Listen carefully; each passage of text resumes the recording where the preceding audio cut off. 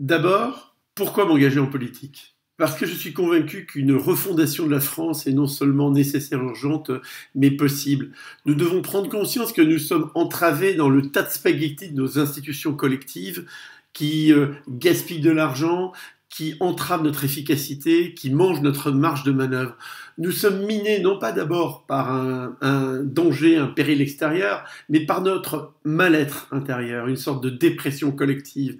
Euh, les moteurs de l'intégration, qui sont normalement le travail et l'école, ne fonctionnent plus. Chômage de masse, une éducation qui décroche, j'ai déjà parlé du dérapage des coûts, et aussi nos politiques nationales amènent à diverger par rapport au reste de l'Europe. Je pense singulièrement à l'Allemagne, mais à l'ensemble de nos voisins. Or, la France ne s'en sortira jamais seule. Nous réussirons avec les autres. C'est simplement dans Astérix que l'on peut gagner avec un village gaulois et avec des palissades. Nous n'avons pas de potion magique, et la solution n'est pas dans le conflit avec nos voisins, mais dans la construction de politiques communes. D'où l'urgence de cette refondation, car reconstruire nos systèmes publics prendra longtemps.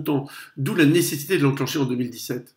Peut-on maintenant faire confiance aux politiques en place pour enclencher cette refondation? Non, manifestement non. D'abord parce qu'ils sont eux-mêmes partie prenante du problème.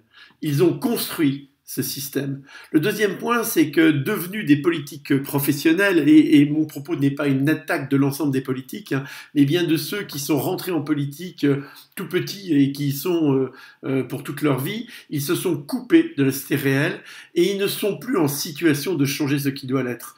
C'est donc à des mouvements citoyens de prendre l'initiative et d'être les catalyseurs de ce changement. Ce changement ne pourra pas être fait seul.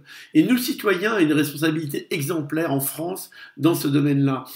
Il y a eu beaucoup de choses d'enclenchées dès 2013 grâce à Denis Père, et c'est largement à cause de lui que tous nous sommes levés. L'enjeu maintenant, c'est de donner une nouvelle dynamique et de cristalliser autour de nos citoyens et avec nos citoyens un ensemble de mouvements pour effectivement faire que les choses changent en 2017. Peut-être mon rôle dans ce mouvement de nos citoyens, eh bien c'est assez simple, c'est finalement de continuer ce que j'ai entrepris depuis 2013. J'ai commencé en étant l'animateur de la commission efficacité de la dépense publique. Puis, depuis septembre 2014, comme vice-président, j'ai été l'animateur jusqu'à il y a quelques mois de la construction du programme et un architecte, en fait. Donc, je me propose de continuer dans un rôle qui restera à définir précisément avec le nouveau président et l'équipe de direction et de me mobiliser pour que ceci devienne réalité le plus vite possible.